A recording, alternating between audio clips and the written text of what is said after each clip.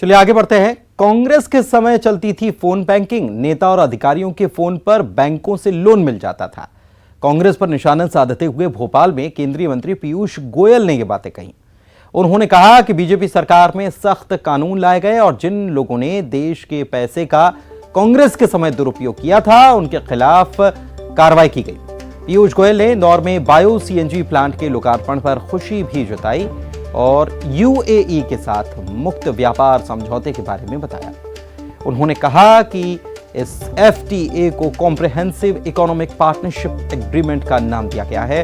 इससे रोजगार के अवसर मिलेंगे। इस एग्रीमेंट से छोटे कारोबारियों को फायदा होगा। उन्होंने ये भी कहा कि इस करार का लाभ मध्य प्रदेश को भी मिलेगा। ऐसे ही एग्रीमेंट को लेकर ऑस्ट्रेलिया से भी भारत की बात चल रही है।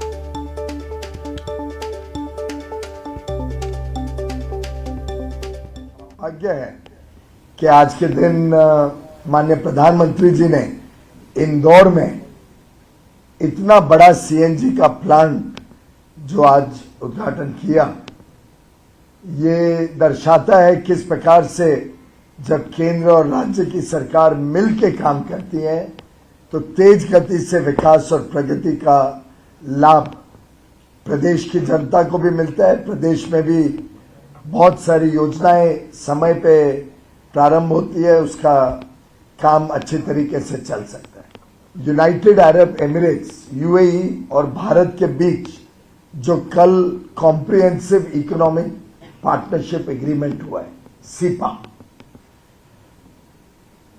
जैसा आप सबने देखा होगा, ये शायद विश्व में सबसे तेज गति से प्रारंभ से खत्म होने तक सिर्फ 88 दिनों में 88 डेज के अंदर कई सारे विषयों को सम्मिलित करके एक बहुत अच्छा फ्री ट्रेड एग्रीमेंट के रूप में जो भी मूल लोन था, प्रिंसिपल लोन था, ये 2005 से 12 के बीच दिया गया है और 5 से 12 के बीच लगातार इनको लोन बढ़ते गया, मिलते गया।